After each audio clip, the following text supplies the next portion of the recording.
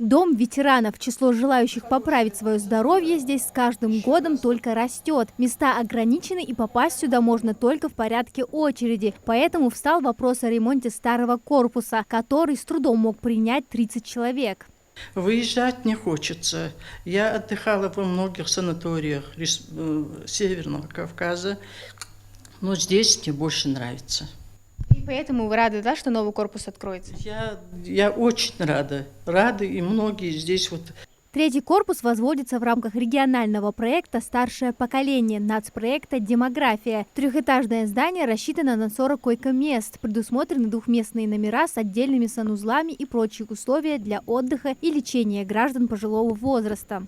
Необходимость реконструкции третьего корпуса, то есть старого здания, она созрела давно, так как в нашей республике это одно место, где мы принимаем пожилых людей, ветеранов СВО, участников боевых действий, афганцев, чернобыльцев. То есть на сегодняшний день у нас в работе находится один корпус на 50 койко-мест. Второй корпус у нас находится в нерабочем состоянии, так как мы не имеем возможности принимать людей, исходя из того, что у нас нет штата.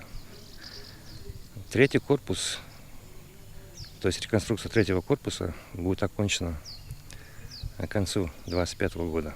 В рамках работ запланирована полная перепланировка. Здание демонтировано до основания и строится заново. Сейчас заливают фундаментную плиту. Работы временно приостановлены из-за погодных условий, но к сроку сдачи, уверены, успеют. В учреждении будут оказывать помощь ветеранам боевых действий, труженикам тыла, участникам СВО и другим категориям граждан. У нас и палаты, 39 палат.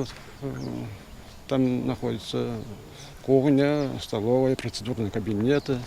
Там очень много лифтов у нас будет присутствовать. Для инвалидов обязательно будет колясочные пандусы будут, подъемы. Дом ветеранов открыт 15 лет назад. В сентябре 21-го ввели в эксплуатацию новый корпус, а в марте 24-го открыли еще один. И уже в этом году будет отреставрирован старый третий корпус. Так вместимость социального учреждения вырастет, что позволит полностью погасить потребность у пожилых граждан в услугах по социально-психологической и медицинской реабилитации. Амина Зязикова, Хасан Евлоев, Магаз 24.